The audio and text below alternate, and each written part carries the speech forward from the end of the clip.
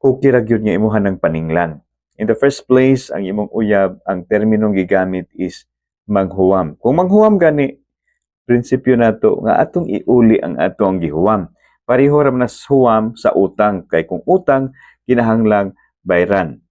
Kung ang gigamit sa imong uyab sa paghangyo nimo is mangayo siya kwarta, aw kana dili na gyud nimo paninglon kay imo man gihatag ang iyang gipangayo.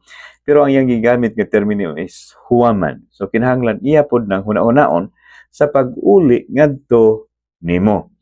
Unya karon, pananglitan og nalimot na siya o nagpalimot-limot nga doon na siya gihuwam nimo. Pahinumdumi nga di pod siya ma-offend. Okay, una, mangita kag mura siya humor ba or komedya dala tinuod. Ingnon nimo imong uyab. Apiki man ko karon. Pwede ba ko mangutang sa nimo?